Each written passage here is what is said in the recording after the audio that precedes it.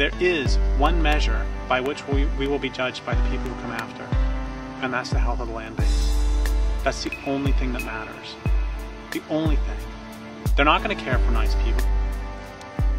They will care that they have water to drink, and that they have food to eat, and that they're not being poisoned, and that the planet hasn't gone to runaway global warming. That is what matters.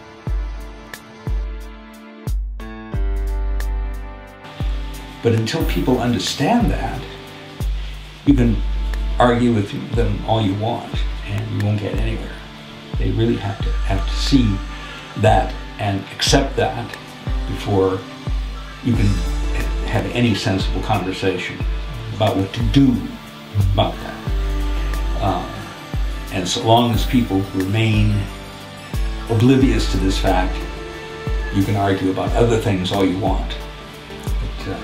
But till they see that we really are facing a calamity, not for the planet, because life on the planet will go on just fine without us. But we are in danger of making ourselves extinct. It's very hard to imagine what a long-term future is going to be like for architecture, what the long-term plans. We can look to 2,000 years ago, but the game is completely different. All the rules have changed. The resources are different. It's impossible to know how we're going to be living on this planet, if at all, in 100 years, 200 years, or 300 years. The industrial experience was a story with a beginning, a middle, and an end. It was a narrative. It wasn't just something that is established and then goes on forever.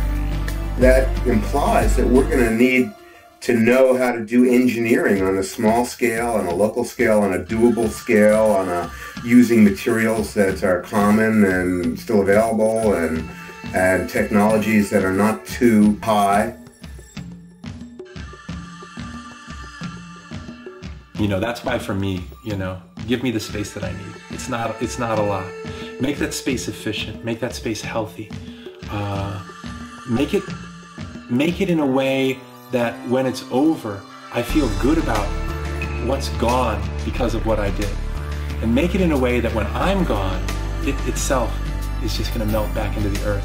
And it's not going to be a big eyesore. It's not going to be a gash out of the forest. My house is not going to be a gash out of the forest. I've been in many cob buildings, and they're wonderful. Cob is a real favorite of mine because you can be so playful with it. You can make these shapes, organic shapes, and so on. You can build hobbit houses, and you let your imagination run wild. You're not confined to these, flat walls that end in square corners, which is really so boring. The square box is in fact one of the worst structures you could ever invent.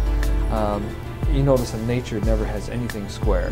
There's a reason for that, because probably if there was anything square ever in the 5 billion years history of nature, it would lasted maybe a minute, because the square box is probably, from my research, the most inefficient, ineffective shape in the universe.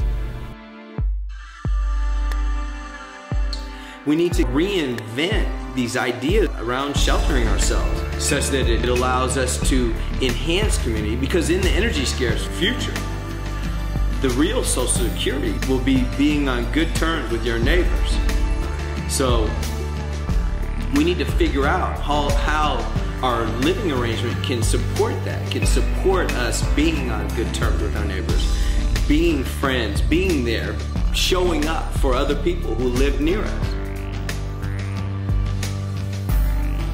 Is it possible to offer people a different cultural paradigm? What's really important to us is our relationships with the people around us, our relationship with the place that we live, our relationship with the stuff in our lives that we eat, that we clothe ourselves with, that we build with.